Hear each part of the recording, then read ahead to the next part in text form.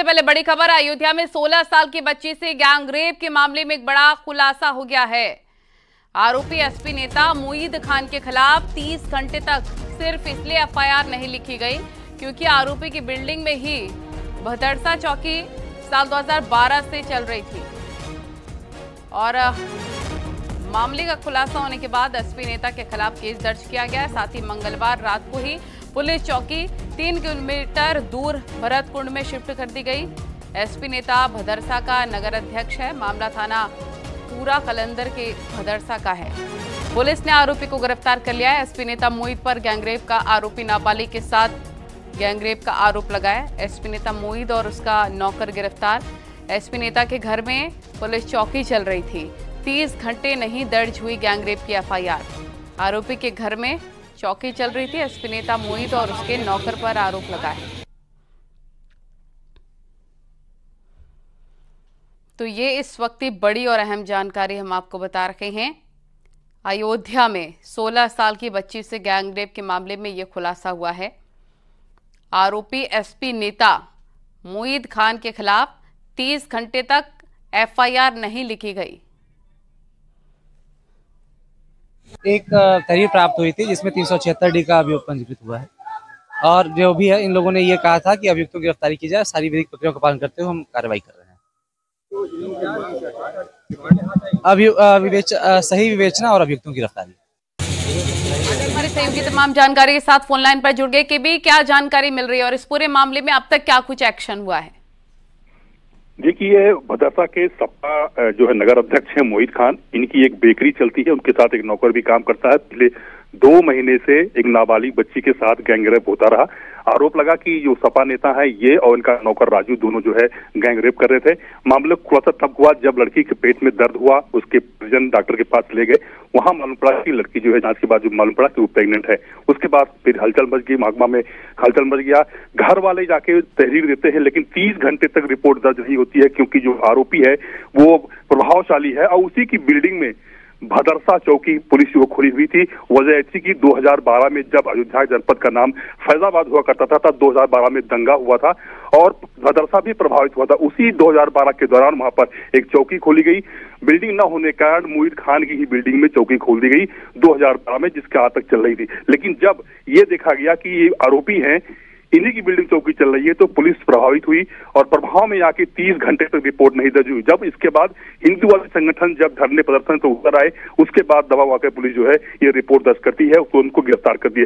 फिलहाल मोईद खान को और उसके नौकर राजू को पुलिस जेल भेज चुकी है। तो कुल मिला के जो पुलिस की लापरवाही देखने को आई कि उसकी बिल्डिंग में जो है चौकी चल रही थी और चौकी बचाने इसी वजह से एफआईआर नहीं लिखी गई। बहुत शुक्रिया विस्तार से जानकारी देने के लिए। आगे बढ़ते हैं। आगरा में एयरपोर्ट और रेलवे स्टेशन पर ब्लास्ट की धमकी मिली है। 50 किलो आरडीएक्स एयरपोर्ट पर रखने की बात कही गई है। ये बड़ी खबर इस वक्त की हम आपको बता रहे हैं। ईमेल के जरिए धमकी आई है। पुलिस ईमेल की जांच कर रही है। धमकी को लेकर थाना शाहगंज में केस दर्ज किया गया है।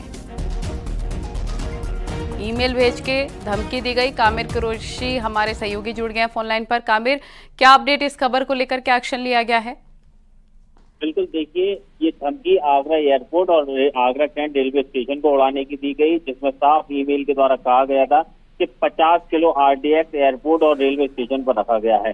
धमकी भरा ईमेल डीजीपी मुख्यालय लखनऊ में भेजा गया। वहां से आगरा पुलिस को सूचना दी गई थी।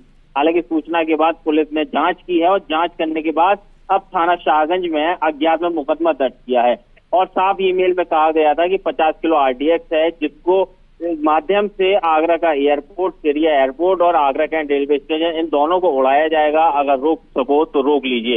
हालांकि इस पूरे मामले के बाद पुलिस ने तुरंत ही जांच की कार्रवाई शुरू कर दी। उसके बाद इस पूरे मामले में थाना शाहगंज में मुकदमा दर्ज किया गया। ठीक है, शुक्रिया आपका तमाम जानकारी के लिए।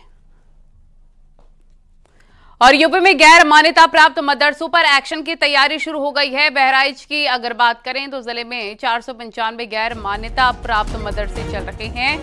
इसमें लगभग 40,000 बच्चे पढ़ रहे हैं। जिला अल्पसंख्यक अधिकारियों ने बताया है कि शासन के आदेश पर काम हो रहा है। उन्होंने कहा कि अगर पहले सर्वे में जो मदरसे छूट गए उनको इस बार सर्वे में शामिल किया जाएगा। मैं आपके चैनल के माध्यम से ये अनुरोध करता हूँ गैर मान्यता प्राप्त मदरसे के प्रबंधकों से कि वो इस नियम के अनुपालन में अपना पूरा सहयोग दें और अपने मदरसे के बच्चों को, उनके छात्रों के हित के लिए, उनके भविष्य के लिए, क्योंकि उन मदरसों से उन बच्चों को कोई औपचारिक प्रमाण पत्र, अंक पत्र उपलब्ध नहीं हो पाता है।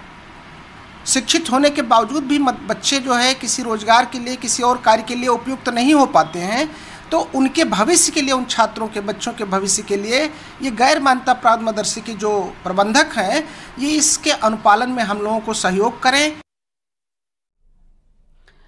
और अब खबर उत्तराखंड से। अपने दिल्ली दौरे के कारण कैबिनेट मंत्री धन सिंह रावत ने इन दिनों सियासी चर्चा बटोरी है। बुधवार को मंत्री धन सिंह रावत दिल्ली से सीधे सचिवालय पहुंचे और मुख्यमंत्री की तरफ से आयोजित विभागीय समीक्षा मीटिंग में पहुंचे। मीटिंग के बाद मुख्यमंत्री और मंत्री धन सिंह रावत ने एक साथ लंच किया।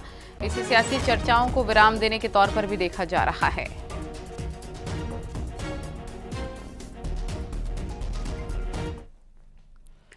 हापुड़ से खबर, जहां एक शख्स ने कमरे में फांसी लगाकर सुसाइड कर लिया। इस घटना के बाद आसपास के लोग इकट्ठा हो गए। सूचना पर पहुंची पुलिस ने शव को कब्जे में लेकर पोस्टमार्टम के लिए भिजवाया है।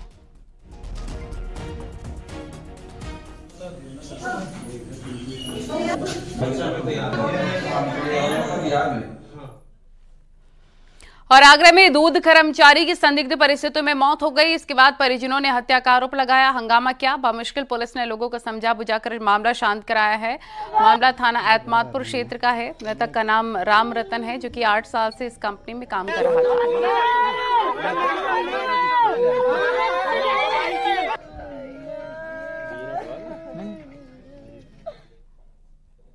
और जौनपुर में एक शख्स की सोते वक्त गला रेतकर हत्या से सनसनी मच गई। सूचना पर पहुंची पुलिस ने शव को कब्जे में लेकर पोस्टमार्टम के लिए भेजा। जांच पड़ताल शुरू कर दी है। जहां शख्स की हत्या हुई है, फिलहाल पुलिस जांच कर रही है। मृतक का नाम ओम प्रकाश है।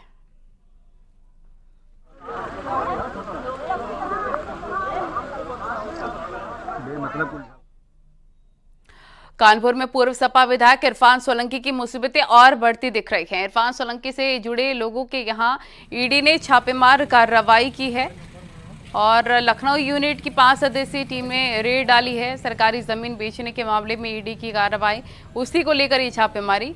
जाजमऊ से सिद्धनाथ मंदिर के पास ईडी की टीम ने डेरा डाला हुआ है। 2022 में विमल नाम के युवक ने इरफान सोलंकी और उसके गैंग की शिकायत की थी। इसके बाद से लगातार जांच चल रही है।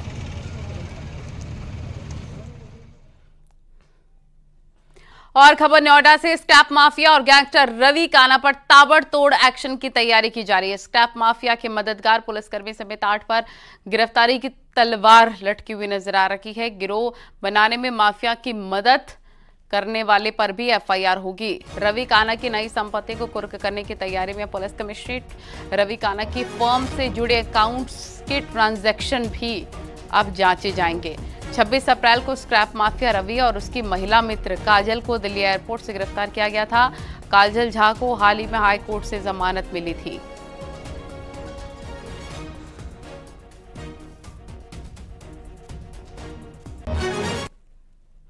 और बरेली से खबर, जहां एक युवक की गोली लगने से मौत हो गई। आनन फानन में युवक अस्पताल पहुंचाया गया, मगर युवक की जान चली गई। मृतक के परिवार ने 2 लोगों के खिलाफ तहरीर दी है। इसके बाद पुलिस ने दोनों को हिरासत में लेकर पूछताछ की। फतेहगंज पश्चिमी थाना क्षेत्र के मियापुर गांव की पूरी घटना बताई जा रही है।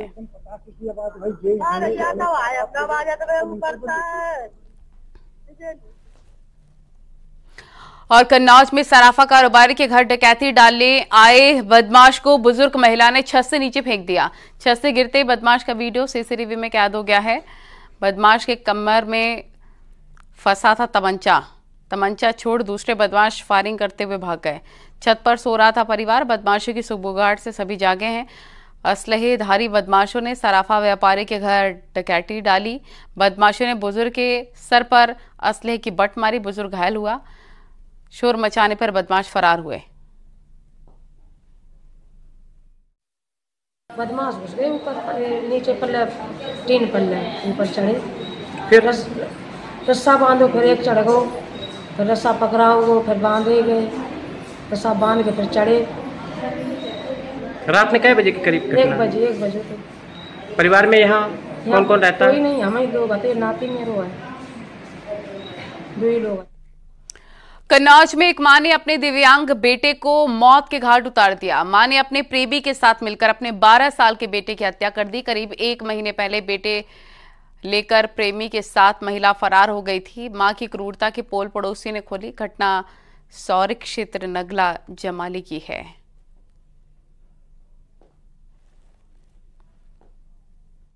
हमारी पत्नी सोनी थी, उसने देखो भज के शादी कर लिया। मेरे बच्चे की मार डाली साहब इसने। कहाँ शादी कर लिया? हाँ, इसने शादी कर लिया। कहाँ? यहाँ कर रहा है जमालिंग नगर पे। मेरे बच्चे की मार दिया इसने। किसने मार दिया? सोनी ने, गुड्डू ने और छुटुआ ने। और उन्नाव में हाईवे की जद में आ रही 12 बिल्डिंग्स पर बुलडोजर एक्शन देखने को मिला है। दरअसल सदर तहसील क्षेत्र के उन्नाव रायबरेली हाईवे के निर्माण के लिए इन बिल्डिंग के मालिकों को मुआवजा दिया जा चुका था। इसके बावजूद इन लोगों ने कब्जा नहीं हटाया था, जिस पर अब एक्शन हुआ। सदर तहसील के सिकंदरपुर गांव में हुए इस एक्शन के दौरान एसडीएम, सीओ, तहसीलदार, नायब तहसीलदार और एनएचएआई के अफसर मौजूद रहे। एवं जो कार्यदायी संस्था है उन सभी के अधिकारियों के साथ मिलकर एक मुहिम चलाई गई, जिसमें उन्नाव रायबरेली रोड पे जो स्ट्रक्चर्स बने थे, जिनको मुआवजा ऑलरेडी दिया जा चुका है, एनएचएआई के द्वारा कंपनसेट किया जा चुका है, परंतु बार बार कहने जाने के बावजूद जो लोग अपना स्ट्रक्चर कंपनसेशन लेने के बावजूद नहीं हटा रहे थे, मुहिम चला के उनके घर हटाने की, उनके स्ट्रक्चर्स हटाने की कार्रवाई की गई। इसमें हमने टोटल 12 स्ट्रक्चर्स कल हटाए थे। सभी को मुआवजा ऑलरेडी दिया जा चुका है और एडवांस में कई बार नोटिस भी दिए जा चुके थे कि आप स्वेच्छा से स्ट्रक्चर्स हटा लें। और वाराणसी से खबर, सावन के महीने में एक और जहां पर बाबा विश्वनाथ के दरबार में भक्तों का तांता लगा हुआ है, वहीं दूसरी तरफ भक्त भी दिल खोलकर बाबा को दान दे रखे हैं। मंगलवार को दक्षिण भारत की एक संस्था ने बाबा विश्वनाथ को हीरा, सोना और रत्न जड़ित एक खूबसूरत मुकुट को दान में भेंट किया और इस खूबसूरत मुकुट की कीमत करीब 47 लाख रुपए है। काशी विश्वनाथ मंदिर के मुख्य कार्यपालक अधिकारी विश्वभूषण मिश्र ने बताया कि बेंगलुरु की अनीता नाम की महिला श्रद्धालु ने मंगलवार की सुबह बाबा धाम में पूजन अर्चन के बाद उन्हें यह मुकुट अर्पित किया है।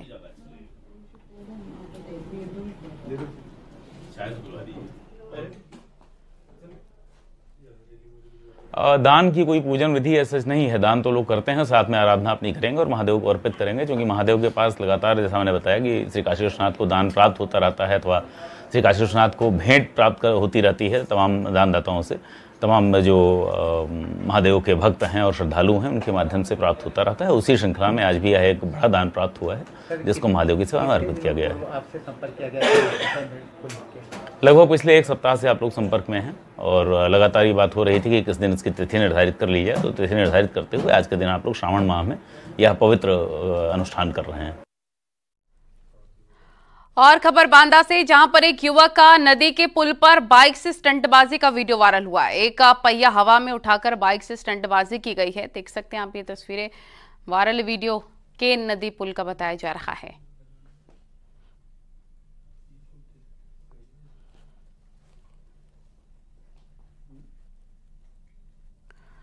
और खबर आगरा से, जहां रेस्टोरेंट में किचन में आग लग गई। शॉर्ट सर्किट से आग लगने का कारण बताया जा रहा है। थाना कमला नगर क्षेत्र के कमला नगर मार्केट का यह पूरा मामला है।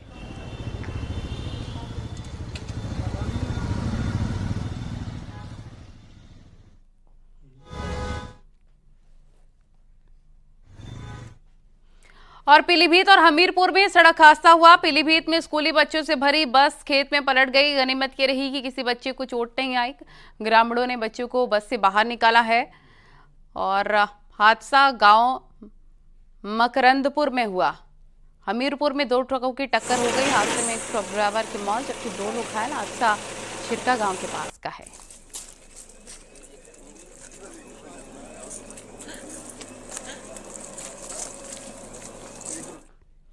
और खबरें जारी, रुकेंगे छोटे से ब्रेक के लिए। आप देख रहे हैं